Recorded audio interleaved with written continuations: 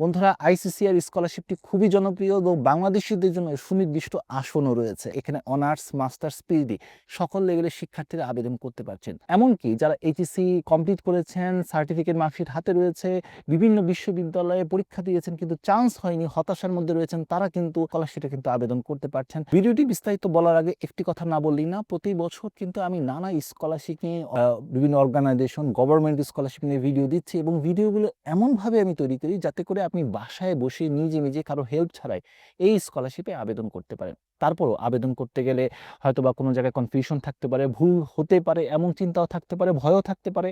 সঠিক একটি গাইডেন্স চাচ্ছেন এবং নির্ভুল আবেদন করতে চাচ্ছেন, কারণ নির্ভুল আবেদন আপনাকে প্রতিযোগিতায় অনেক বেশি এগিয়ে রাখবে। তাই আপনি চাইলে আমাদের পেইড মেন্টরশিপ নিতে পারেন।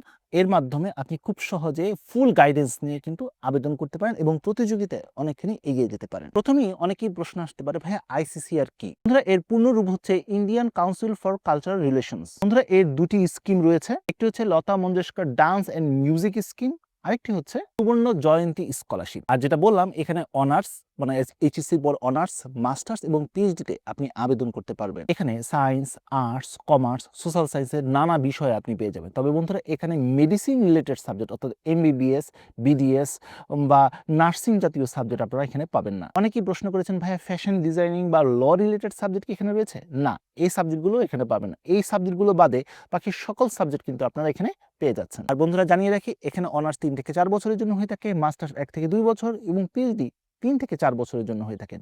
অনেকেই একটি প্রশ্ন করেন যে, ভাইয়া যেহেতু ভারতে এই স্কলারশিপটি দিচ্ছে, তাহলে মিডিয়াম অফ ইনস্ট্রাকশন কি হবে? এগুলো আপনি ইংলিশ মিডিয়ামে পড়াশোনা করতে পারবেন। এবার আসি সুযোগ সুবিধা নিয়ে কথা বলার। কোনো ধরনের টিউশন ফি আপনাকে দিতে হচ্ছে না। দ্বিতীয় সুবিধাটি হচ্ছে আপনি অ্যাকোমোডেশনের ফ্যাসিলিটিস পাচ্ছেন। এছাড়া মান্থলি স্টাইপেন্ড পাচ্ছেন। এছাড়া আবেদন করার জন্য কোনো আবেদন ফি নেই, কোনো ব্যাংক ব্যালেন্সেরও দরকার হচ্ছে না। এখানে আইএলটিএস ছাড়াও আপনি আবেদন করতে পারবেন। এছাড়াও আরো 3টি সুবিধার কথা বলবো। একটি হচ্ছে থিসিস যখন আপনি করবেন, তখন থিসিসের জন্য আলাদা সুযোগ সুবিধা পাবেন, আলাদা ফ্যাসিলিটিস পাবেন এবং সর্বোপরি আপনি 5টি বিশ্ববিদ্যালয়ে আবেদন করতে পারছেন। হ্যাঁ, এত সুবিধার কথা বললেন, অসুবিধা নেই। প্রথম অসুবিধা হচ্ছে এখানে যে স্টাইপেন্ডের কথা বলা হচ্ছে বা স্কিমগুলোর কথা বলা হচ্ছে, এগুলো আপনি কিন্তু সাথে সাথেই পাচ্ছেন না। যাওয়ার পর একটি নির্দিষ্ট সময়ের পরে কিন্তু আপনি পাচ্ছেন। তৃতীয় অসুবিধা হচ্ছে এখানে যে হাউজিং অ্যামাউন্টটা দেওয়া হচ্ছে, সেটা কিন্তু খুবই অল্প এবং এটা দিয়ে একটু সার্ভাইভ করাটা একটু চ্যালেঞ্জিং হয়ে যায়। এরপরের অসুবিধাটি হচ্ছে অবশ্যই আপনাকে ডর্মে অথবা ইউনিভার্সিটির হাউজিং এ আপনাকে থাকতে হবে। আপনি প্রাইভেট অ্যাকোমোডেশনে থাকতে পারছেন না। এরপরের অসুবিধাটি হচ্ছে হেলথ ইন্স্যুরেন্স আপনাকেই বিয়ার করতে হচ্ছে এবং সর্বোপরি হচ্ছে এডুকেশন কমপ্লিট করার পর আপনার যদি সেখানে ভিসা ক্যাটাগরি চেঞ্জ না করেন বা সেখানে যদি ফুল টাইম জব বা অন্য কোনো ক্যাটাগরিতে আপনি চেঞ্জ না করেন, তাহলে কিন্তু আপনাকে অবশ্যই দেশে ফেরত আসতে হচ্ছে। এবার আসি সবচেয়ে গুরুত্বপূর্ণ অংশ, আবেদনের যোগ্যতা। প্রথমত হচ্ছে অবশ্যই আপনাকে বাংলাদেশী নাগরিক হতে হবে। দ্বিতীয় রিকোয়ারমেন্টটি হচ্ছে বয়সগত রিকোয়ারমেন্ট এবং এটাও খুবই ইম্পর্টেন্ট। অনেকেই আমাকে প্রশ্ন করেন যে, ভাইয়া গ্যাপ নিয়ে কি আবেদন করা যাবে? অবশ্যই গ্যাপ নিয়ে আবেদন করা যাবে। তবে আপনার গ্যাপটা যেন এই বয়সের মধ্যে অর্থাৎ এই রেঞ্জের মধ্যেই থাকে, বয়সের রেঞ্জের মধ্যে থাকে, তাহলে গ্যাপ নিয়েও আবেদন করতে কোনো সমস্যা নেই। আপনার বয়স যদি 18 থেকে 40 এর মধ্যে হয়ে থাকে, তাহলে আপনি অনার্স মাস্টার্সে আবেদন করতে পারছেন। তবে বন্ধুরা, পিএইচডির ক্ষেত্রে আপনার বয়স যদি 50 এর বেশি হয়, তাহলে কিন্তু আবেদন করতে পারছেন না। তার মানে আপনার পিএইচডির জন্য বয়স হতে হবে 50 অথবা এর আগে। রেজাল্টগত একটা রিকোয়ারমেন্ট রয়েছে, হ্যাঁ, এটাও আপনাকে ফুলফিল করতে হবে। তবে এটা খুব বড় ধরনের রিকোয়ারমেন্ট না যে আপনি ফুলফিল করতে পারছেন না। আন্ডার গ্র্যাজুয়েশন প্রোগ্রামে যদি আপনি আবেদন করতে চান, অর্থাৎ অনার্সে আবেদন করতে চান, আপনার বিগত রেজাল্ট 60% হলে ভালো, তবে এর নিচেও আবেদন করা যাবে। পোস্ট গ্র্যাজুয়েশন অর্থাৎ মাস্টার্স প্রোগ্রামে যদি আবেদন করতে চান, তাহলে আপনার বিগত জিপিএ 2.50 থাকাটা উচিত। আর পিএইচডির ক্ষেত্রেও আপনার ভালো রেজাল্ট অর্থাৎ 2.5 বা এর আশেপাশে রেজাল্ট থাকাটা উচিত। যত যার বেশি ভালো রেজাল্ট, তিনি কিন্তু তত বেশি এগিয়ে থাকবেন, এটাই কিন্তু স্বাভাবিক। তবে রেজাল্ট ভালো হলেই যে চান্স পাবো, রেজাল্ট ভালো না হলে যে চান্স পাবো না, ব্যাপারটা কিন্তু এমন না।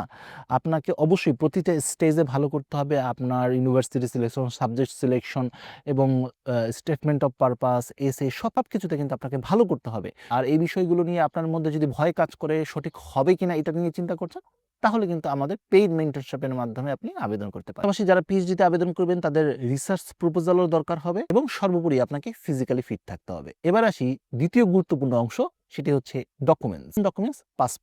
পাসপোর্ট দিয়ে আপনাকে আবেদন করতে হবে। দ্বিতীয় ডকুমেন্টস হচ্ছে আপনার সার্টিফিকেট, মার্কশিট প্রয়োজন হবে। যে ডকুমেন্টসটি প্রয়োজন হবে, আপনার একটি পাসপোর্ট সাইজের ছবি প্রয়োজন হবে, রেফারেন্স লেটার 2টি, এছাড়া 500 ওয়ার্ডের একটি এসে আপনাকে লিখতে হবে। এছাড়া প্রয়োজন হবে ইউনিক আইডি। অনেকেই প্রশ্ন করতে পারেন, ভাই ইউনিক আইডি কি? পাসপোর্ট ছাড়া অন্য কোনো আইডেন্টিফিকেশন, সেটা হতে পারে আপনার জন্ম নিবন্ধন অথবা এনআইডি। এছাড়াও সর্বশেষ আপনার যদি কোনো এক্সট্রা কারিকুলার অ্যাক্টিভিটিস থেকে থাকে, কোনো অভিজ্ঞতার কাগজপত্র থেকে থাকে, কোনো এক্সট্রা যোগ্যতা থেকে থাকে, অবশ্যই সেগুলো আপনি উল্লেখ করতে পারেন। এগুলো কিন্তু আপনার প্রোফাইলকে অনেক বেশি ভারী করবে। অনেকেই প্রশ্ন করেন যে ভাইয়া এই ডকুমেন্টসের কথা বলেন, এই ডকুমেন্টসগুলোর কি সত্যায়িত করার প্রয়োজন রয়েছে? না, সত্যায়িত করার প্রয়োজন নেই। এগুলো স্ক্যান করে আপলোড করতে হবে। এবারে আমরা আবেদন নিয়ে কথাবার্তা বলি। বন্ধুরা, আবেদন করার বেশ কয়েকটি ধাপ রয়েছে। আবেদন করতে হবে অনলাইনে। দ্বিতীয় ধাপ, ডকুমেন্টস যেগুলোর কথা বললাম এগুলো আপনি রেডি করে ফেলবেন। এবারে তৃতীয় স্টেপ হচ্ছে আবেদন করতে হবে। আবেদন করার জন্য প্রথমেই যে কাজটি করতে হবে, আপনাকে সুবর্ণ জয়ন্তী স্কলারশিপের যে ওয়েবসাইট রয়েছে সেখানে আপনাকে প্রথমে রেজিস্ট্রেশন করতে হবে। রেজিস্ট্রেশন করার পর অটোমেটিকভাবে আপনাকে আইসিসিআর এর যে মেইন ওয়েবসাইট রয়েছে সেখানে আপনাকে নিয়ে যাবে, এবং নিয়ে যাওয়ার পর যে আপনার বেসিক যে ইনফরমেশনগুলো রয়েছে বা অন্যান্য যে রিকোয়ারমেন্টগুলো রয়েছে সেগুলো পূরণ করে আপনাকে আবেদন করতে হবে। এরপর আপনাকে ভাইবা এবং লিখিত পরীক্ষাও দিতে হবে। তবে বিগত বছরগুলোতে আমরা দেখেছি 30 থেকে 50 নাম্বারের মতো এই পরীক্ষাটি হয়ে থাকে।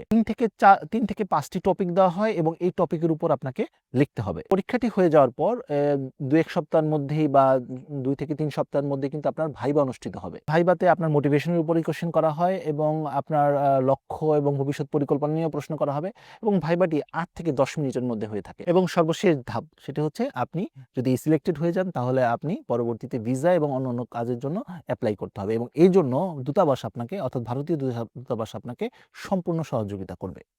বন্ধুরা, সর্বশেষ যে বিষয়টি নিয়ে আলোচনা করব সেটি হচ্ছে ডেডলাইন। 27/2/2026 অর্থাৎ 27শে ফেব্রুয়ারি থেকে এর আবেদন কার্যক্রম শুরু হবে, অর্থাৎ পোর্টাল ওপেন হবে এবং এটা চলবে আগামী 15ই এপ্রিল পর্যন্ত। তো বন্ধুরা, আজ এই পর্যন্তই। সবাই ভালো থাকুন, সুস্থ থাকুন। দেখা হবে আগামী কোনো ভিডিওতে। সে পর্যন্ত আল্লাহ হাফেজ।